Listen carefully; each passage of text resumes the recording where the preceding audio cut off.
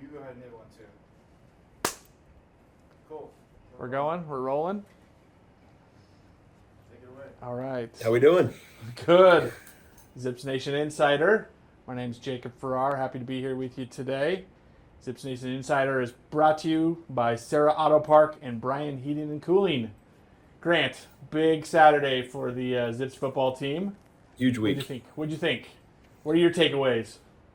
Obviously needed that win to start the season in the right direction here.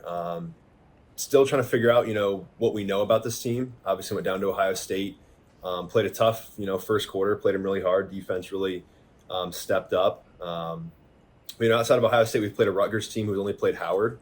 So don't really know, what to take away from that and really what we can expect from this team going into MAC play. But I think we should know more after they come back from South Carolina here this next week. Yeah, but I was happy, right? You're Yeah. 100%. We don't know what this team is going to do, but we do know that Finley can throw, and he got some people that can catch, Yep. and they can score touchdowns. So that was the kind of my takeaway was just looking at, are they able to do, any sort of production offensively, and then also get some stops. Let's take the first quarter out, right? Yeah. That first quarter, I think anyone that was watching the game was like, wait a minute, are the Zips going to zip? Like, is this... I think the whole stadium was kind of holding their breath there for a minute. And it all happened in like 7 minutes. I don't even think that it was halfway through the first quarter, No. and it was 17-0 Colgate. So Yeah, definitely not what we were expecting, but they bounced back. I mean, I think that shows some resiliency in the team, bouncing back after going down 17-0 and being able to come back and then scoring a touchdown in that first quarter was awesome. And the defense, I mean, again, take the first quarter out. Defense held them just to a field goal the rest of the game. So it was fun to watch. It was fun being on the sidelines, being able to kind of see the team up close and personal. It's a long drought between, November? Is that when the last season ends in November to come all the way to August? yeah, So it was good. I guess we have a spring game in there, but it was good to see them get a W and be able to be happy doing the alma mater and singing the fight song at the end of the game. Makes it a little bit more sweeter. So cool to see how they bounce back there after that 17-0 deficit, scoring 28 unanswered to finish out 31-20. Like I said, should be interesting going to South Carolina here and then getting into conference play. So who did you enjoy watching? Any players that stood out to you that was like, oh my goodness, this is going to be fun watching this guy? Obviously, Ben Finley, player of the week, career high 358 passing yards. But outside of that, I would say Adrian Norton and Bobby Golden. They both had each over 100 receiving yards on the day. And I see both of those guys as our top receivers throughout the rest of the season. Yeah, I agree with both of those folks, both those guys. I also liked Jake Newell, the tight end. Mm-hmm. Excited to see what he can do. A transfer from Arizona State, so he's got some power 4 experience coming in. There was one play he manhandled, just put his hand in front of the helmet of the defensive player and just basically pushed him out of the way. Dominance there. Yeah. Like to see that. That wasn't the only Zips action this weekend. I think the roller coaster season of the Zips soccer team, men's soccer team, with a loss here at home against Temple. But I think all of that leads into now they're going into Big East play. So Yep. I think kind of like, with the football team, now it's really kind of when it gets real. Like they're playing the conference teams that they're supposed to be, playing against. So I'm hoping that we can get some goals, kind of build some confidence in those guys. And they're still trying to figure themselves out. I mean, like you said, they're not even in Big East play yet, just transitioning over to that conference last year. They're gonna have some tests coming up. I think they have Butler here on Friday here in Akron. And then, getting into other Big East opponents like Creighton and Xavier as well. But I think the big news, the hottest team on campus, women's soccer. It is. They're on a tear right now. Women's soccer, the hottest team on campus, 5-0-2. Last year, they won 3 games the entire season. So, Crazy. What a turnaround. Turnaround. They had a player, MAC Player of the Week this week. But, yeah, they're the hottest team on campus. Definitely excited to see where they go. They start MAC play. Tomorrow, actually. Tomorrow, on Thursday. So, there's some excitement here on campus. Some of the teams. Again, I think it's good to see football back. And excited to see we got, again, they're on the road. And then we got homecoming on October 5th. That's Against the Bowling Green. next home game against Bowling Green.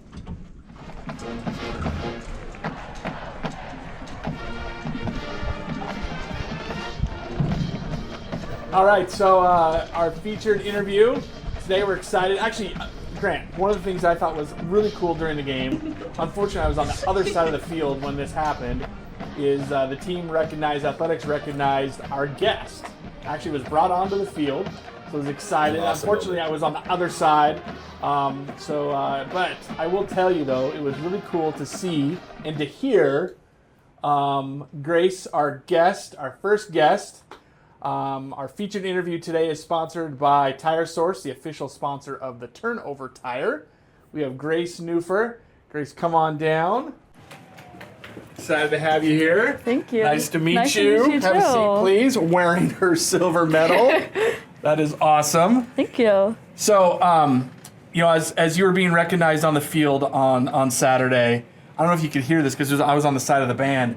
Chants of USA, USA. Oh, I don't know if I noticed that You didn't actually. hear that? No, that's super cool. It was pretty cool. I think there was people standing, people excited about your accomplishments. Yeah. Just a few weeks ago. Like it wasn't that long ago. No, I think it's been like 3 weeks now. 3 weeks. Yeah. Oh my goodness. But it was pretty cool to see and to hear the excitement from the folks in the stadium to you being recognized. So Yeah. congratulations on Thank that. you. Thank you. So really just we're excited to have you here. We put together a list of who we want to talk to on this podcast, and you were on the top of the list with your accomplishments.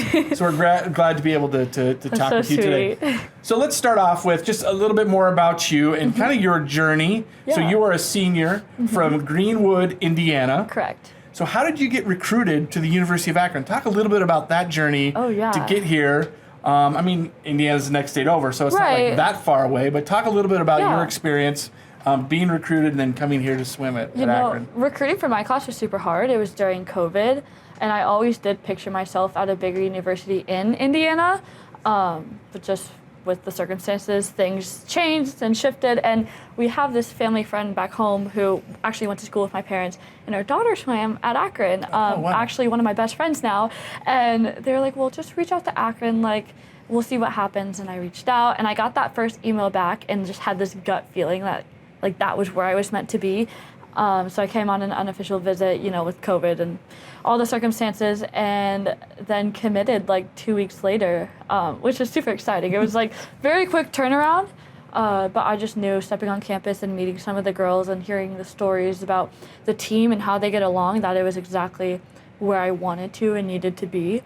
So it worked out really well. Plus, the swim team here has a winning culture. Oh, yes. In the last, 11 years, they've won 10 MAC Yes, tournaments yes. or championships. So, there is a winning culture. And so, but also you felt like just the vibes to being here around the other swimmers. As much as the winning culture is really cool and impressive to be like, yeah, I'm like a part of this like amazing program, for me, the culture and the way we just support each other as athletes and individuals, like all the athletes and the staff and the coaches, it just means so much more than any of the trophies could ever mean, because this place has become second home, the team's like family, and that's really all you can ask for. That's great. That's good to hear.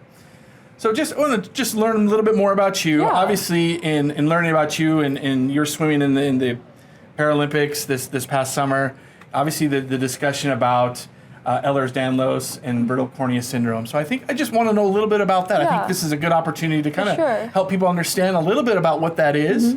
So if you can just talk a little bit about that. So Ehlers-Danlos syndrome is kind of this umbrella term for a group of genetic disorders, and the specific disorder I have that's under that genetic term, like you said, is brittle cornea syndrome, which basically leaves my corneas super fragile and misshapen, which affects the vision, but also, growing up, like a big thing in my family was to keep the eyes safe. Like when my sister and I were allowed to go outside for recess in elementary school, we had to like wear these sports goggles. We couldn't do gym at school. We would pick popsicle sticks, representing students in our class to go with us to play Wii during gym. So there was just all these precautions taking place, just because I think there's only like 20 other cases of people who have the same genetic disorder as us, and it's all from other countries, and like, so there really were no resources or people to connect with. So it was just a learning experience, trying to be proactive, because there are other quirks, but like the main thing being the vision. And then my sister actually had 2 cornea transplants. Both of her corneas ruptured when she was in 2nd grade, and we never figured out why. So it's just kind of one of those things that was kind of a moment where we were like, oh, so like all of this really is out of our control. Not to say we dropped the precautions, but we kind of like took a deep breath and we're like, we really have no idea what's going on, and that's okay. So how has that kind of, and then I guess, guided your life, shaped your approach to sports, shaped your approach to life in general? Like how has that affected, kind of your day to day? Yeah, I've definitely gone through waves and phases with it. There are some times where, I forget, I can't see, and I'm just like, I forget, and I'm like, oh yeah, I actually, it's whatever. But and then like coming to college for me was a huge adjustment, because I came from a community and a family back in my hometown where everyone knew my blindness and knew what I needed, and literally I'm so grateful did everything so I could be successful. And then coming to college I was like, oh, I'm faced with this new independence, and then but I actually really can't see, and it's like kind of like hitting me how it could affect me in my life. But then fortunate enough to come to Akron and have this team and this second family already here who are ready to support me. And it's just made me super grateful for where I'm at, and, the phases of like accepting and mourning. And I think it's definitely given me and my sister and my whole family a broader perspective of like, just being grounded in gratitude and really living our lives to serve others. That's great. That's great to hear. I read an article Okay. that you, in preparing, setting this goal, that you did some visualization. You put a silver or medal, I don't know what medal it was. Yes. You put it up, so that you always had this goal in mind. Talk a little bit about that process and how that motivated you. Yeah, so I believe the medal design came out in February for the Olympic and the Paralympics. And our academic advisor at the time, I was like, can you help me? Like, I want to print this out and put it in my locker. So printed out color paper of all three medals, taped it to the back of my locker. So every day, going into the pool, leaving practice, like it wasn't something I always actually saw. Sometimes I would forget it's there, but like other days I'd look at it and be like, yeah, no, I'm gonna get one of those. And even now, if we were to walk over the pool, you would still see it hanging up in my locker. I actually brought my medal in the other day to show my coach, since I'm taking some time off right now, and I just had it in my hand and then saw the paper in my locker and just had a like moment of like, oh, okay, so that worked. Right? It worked. Yeah. That's cool. What a cool experience to be able to see this thing that you've, and when was this? When did you, like early in the? Like February was when I hung it up. So you hang it up in February. Mm-hmm. August, September, it becomes a reality. Right. That's pretty cool. Mm-hmm. So let's talk a little bit about just your experience in Paris. Like what? Oh my gosh. How was it? What was it like to be there? People that you met. Yeah. Your favorite thing. Like talk a little bit about Paris. Gorgeous. Like every time anyone asked me how Paris was, I'm like, it is stunning. Not that Akron, Ohio isn't stunning, but like you're driving around and like a lot of the buildings are square. Where like if you're in Paris, like you're surrounded by this like historical architecture, obviously like the Eiffel Tower, the Arc, all these really cool monuments. And we went to like a few like like street markets and different cafes and shops, and it's just, it felt like a different world over there. Definitely some place where I want to go back. But the people were all so nice. They were also welcoming and excited that we were there, and willing to help us. So like when my friends and I were like adventuring out and we were on the metro and had no idea where we were going, like every single time without fail, a Parisian stopped us and they were like, "You look lost. Let me help you." And they were so nice about it. We probably had no business going throughout the metro on our own, not knowing where we were, but it was a blast. How about the Olympic Village? Talk a little bit about that as well. That experience, just being an athlete in the games. Oh my gosh, the Village was so cool. Me and one of my para teammates, Olivia Chambers, I remember we were walking in at the same time, and we were just like, wow. Like it's just so surreal, especially in the Paralympics. We call the Olympics the test group sometimes, just kind of as a joke. But especially seeing like the behind the scenes and the content from the test group, the Olympics, and then posting the Village versus being there in person, it's completely different. And it was just like, oh, okay, we're actually here now, like it's go time. So it's super exciting to be there. Was there any like pinch me moments, like, oh my goodness, this is reality? Oh, there were so many pinch me moments. I think a big thing that Team USA does is the Team USA welcome experience, which we did the first day we got there. It was this 3-hour event where we drove to the Team USA kind of like off-site hub.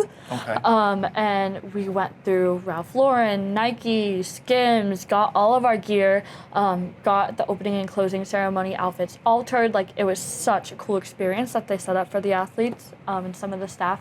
So going through that was like, okay, we got the gear, we're settled in the village. Like, it was surreal.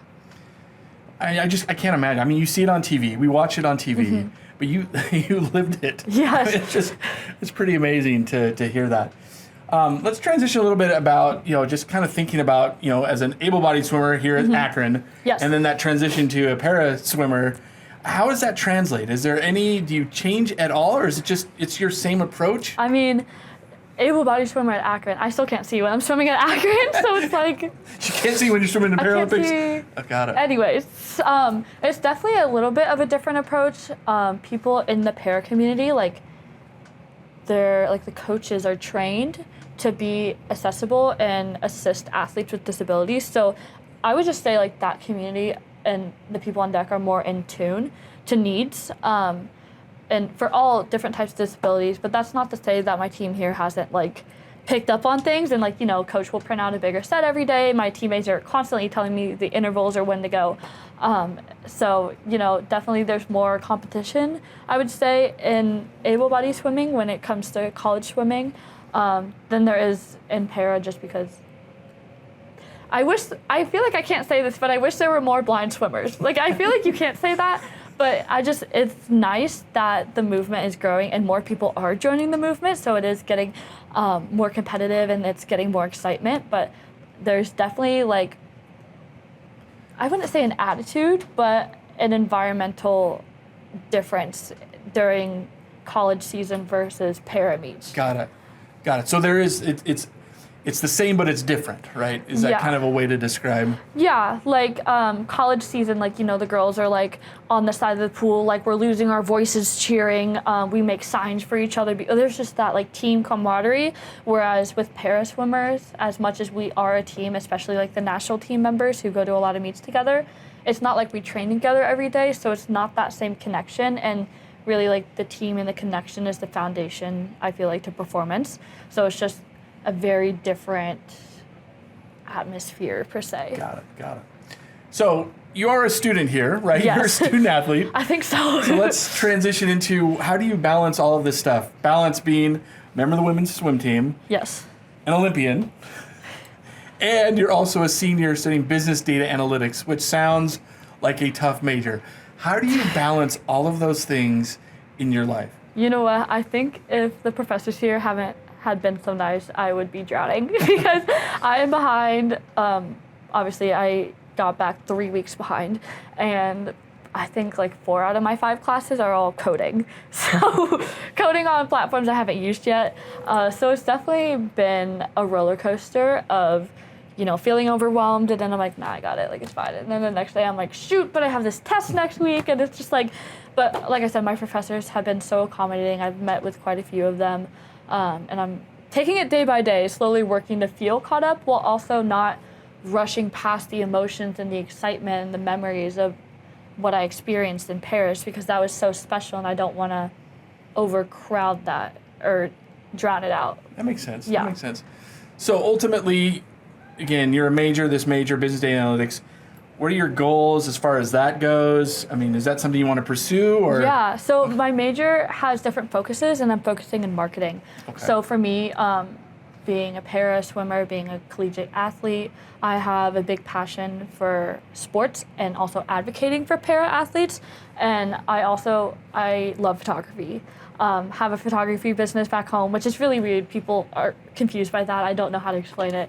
But love photography, love holding a camera. So ideally in my head, I would end up in a place where I could use my love for photography and the data analytics background to promote athletes and tell their stories on different social media platforms, or anything, I guess, regarding marketing, and really just like advocate for them and what they need with the tools that I have. That's great. Sounds like a great plan. We'll see how it works out. Yeah, it works That's out. the goal. So as we think about, again, you're an example. You're a role model now. I mean, you are a role model. People watch you on TV, see you here at the stadium. Just kind of what message or legacy do you hope to leave for young athletes, especially those that are either able-bodied or Paralympian or para-athletes? Have you thought about that? Like, do you think about yourself as a role model? Has it sunk in that you are? I don't. It hasn't sunk in yet, and I really don't know if it ever will. For me personally, I had this experience, I think back in high school, where I was volunteering for this vision impaired preschool program, right? And so, the moms come in with their blind or visually impaired children, and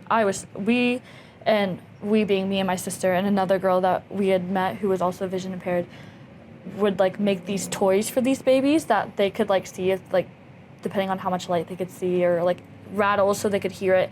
And we would play with the kids while their moms or dads were in this seminar learning how to best support their kids. And a lot of these parents came in like scared because they're like, I don't know how to handle this. Like, what are their futures going to look like? And I just remember at one point I was pulled away from the kids and I went and sat with this mom who just looked so scared.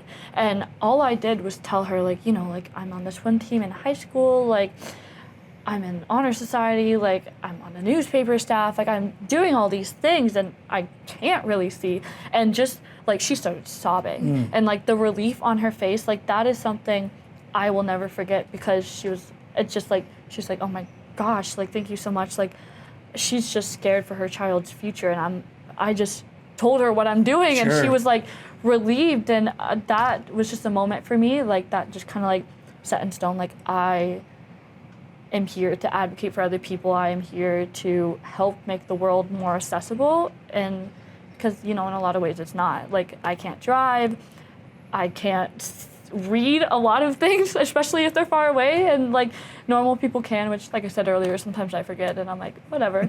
But I think there's definitely progress that's been made, but more progress that needs to keep going further. So however I can encourage or inspire, that means the world to me. That's fantastic. Thanks for sharing that. Yeah.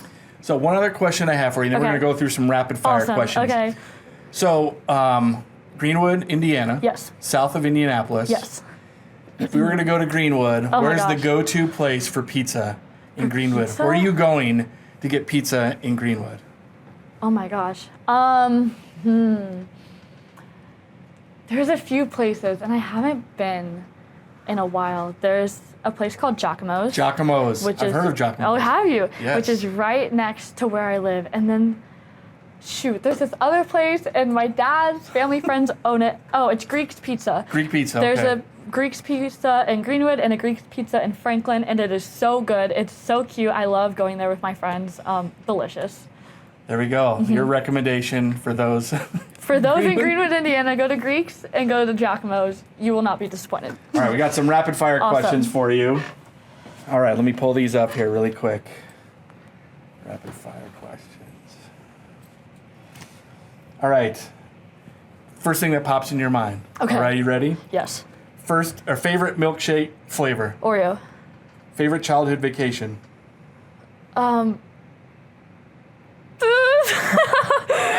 What's the beach called? Oh, Hilton Head. Hilton Head. Grape or strawberry jelly? Strawberry. What's your favorite TV show? Friends. Who's the biggest trash talker on the swim team? Brian. Oh, the coach? Yes. No, I'm just kidding. I'm just kidding. I had to think about that one for a sec. Wait, Brian? Okay, would you rather have a cook or a maid? Maid. Maid. Okay, last question. Who's the biggest goofball on the swim team? Also Brian. Also Brian. Yes. There we go. Grace Nuhfer, thank you so much for being here. Yes, on thank you for having me. ZIPS Nation Insider podcast. We're excited that you're back here in town. So excited. Now, is there a temptation just to wear your medal around everywhere? I feel really bratty and like full of myself when I say this, but no, because it is so heavy. Like, my back is starting to hurt. Like, it's got some weight to it, and I just don't want to have it stolen. There we go. There we go. Well, thank you. Yes, thank you. It's Zips Nation's Insider. We'll see you next week.